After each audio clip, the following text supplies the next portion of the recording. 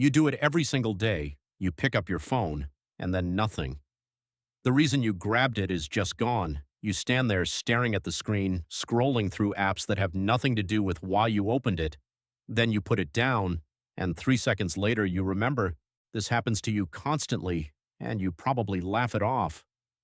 But the real answer for why this happens is far stranger than you think. It reaches deep into the way your brain was built, how it handles space, memory, and survival. And once you understand it, you will never look at your phone the same way again. Your brain is not a hard drive. It does not store memories the way a computer saves files. It stores them in chunks, tied to context, tied to location, tied to environment. Psychologists call this context-dependent memory, and it is one of the most powerful and most frustrating systems your brain runs on every single moment of your life. Here is what is actually happening. Your brain divides your experience into episodes. Each episode is linked to a specific environment. The moment you walk from one room into another, your brain files away the previous episode and opens a new one. It does this automatically, without asking you, without warning you. The doorway you just walked through is not just a doorway. To your brain, it is a hard reset. Researchers at the University of Notre Dame studied this exact phenomenon. Gabriel Radvansky and his team ran a series of experiments where participants carried objects from one room to another, or simply walked through a doorway without carrying anything. Every single time, walking through a doorway caused people to forget more than staying in the same room did. It did not matter how short the distance was. It did not matter how important the information was. The doorway itself was the trigger. They called it the doorway effect. Your phone has its own version of this. The moment you decide to check your phone, that intention is born in a specific mental context. Maybe you were sitting thinking about a message you needed to send. Maybe you heard a notification. Maybe you just had a fleeting thought. That intention is fragile. It is a thin thread. And the second your hand moves, the screen lights up, notifications pull your eyes, your brain shifts context, and the thread snaps. The original intention falls through the gap between one mental episode and the next. This is not a flaw. This is your brain working exactly as it was designed to work. For hundreds of thousands of years, your ancestors did not need to hold abstract digital intentions in their heads. They needed to track physical threats, physical goals, physical environments. When your ancestor walked from the forest into the open savanna, the brain needed to immediately shift focus. New environment, new threats, new opportunities. Holding on to what you were just thinking about in the forest could get you killed.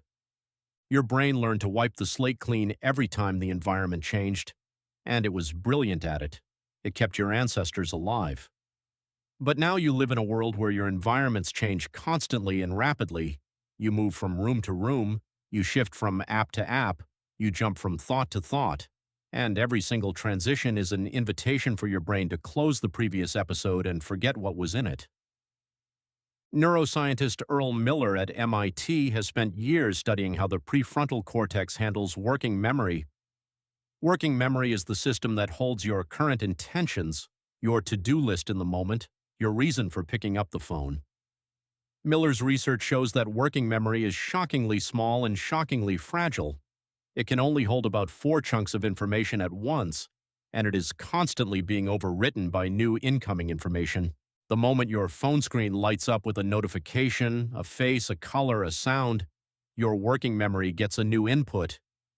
If your original intention was not strong enough, not rehearsed enough, not anchored to something concrete, it gets bumped out, replaced, gone.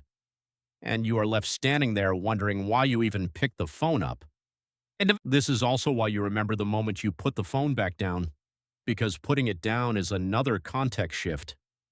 And sometimes that shift is just enough to pull the original intention back up from where it was buried. You walk away, and suddenly you remember. Because your brain is now in yet another new episode, and sometimes that episode is close enough to the original one that the memory surfaces. But here is what makes this even more interesting. The forgetting is not random. Your brain is not equally likely to forget everything. It forgets things based on how emotionally neutral they are. Dry, abstract, low-urgency intentions are the most vulnerable. Strong emotional memories, memories tied to fear, desire, or surprise, are far more resistant to the doorway effect. This is why you can forget why you opened your phone, but you never forget that you need to call someone back about something important. Emotion is the glue that holds memory in place when context shifts. Psychologist Endel Tulving pioneered the concept of episodic memory in the 1970s, and his work fundamentally changed how scientists understand human remembering. Tulving showed that human memory is not a single system, it is a collection of systems. And episodic memory, the memory of events tied to specific times and places, is uniquely sensitive to environmental cues. When the cues change, the memories tied to them become harder to access, not deleted, just hidden behind the wrong door. This means the memory is almost always still there. It is not erased, it is just filed under the wrong context. And that is why the classic advice works. When you forget why you went to the kitchen, go back to where you were sitting. Recreate the original environment. Give your brain the right cues, and the memory slides back into view. The same thing works with your phone. If you forget why you picked it up, try mentally stepping back to the moment before you reach for it. What were you looking at? What were you thinking? What did you hear? Rebuild the context, and the intention often returns. But there is a deeper layer to all of this. The doorway effect is getting worse, not because your brain is deteriorating, but because the number of context shifts in your daily life has exploded.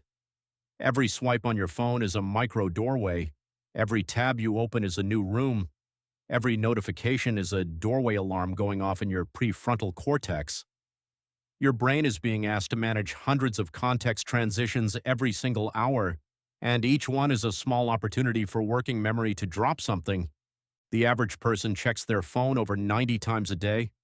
90 context shifts just from the phone alone, each one a small doorway, each one a small risk of losing the thread of what you were doing before. Your brain was never built for this volume of transition. It was built for a world where you might cross 2 or 3 meaningful environmental boundaries in an entire day.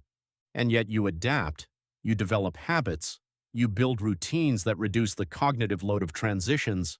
You start keeping a notes app open. You start saying out loud what you need before you pick up the phone. You start writing things down the moment you think of them. These are not signs of a failing memory. These are signs of a brain doing exactly what it has always done, solving problems with the tools available to it. You are not forgetful. You are ancient. Your brain is running a system built for a world that no longer exists. And every time you pick up your phone and forget why, you are feeling the gap between the mind you inherited and the world you actually live in. Next time it happens, do not be frustrated. Just remember, your brain wiped the slate clean because it thought you crossed a boundary. It thought you were somewhere new and something might be trying to eat you. It was just trying to keep you alive. And the reason you remembered the second you put the phone down? That was your brain finally catching its breath, filing away the new episode, and finding the old one waiting right there, exactly where you left it.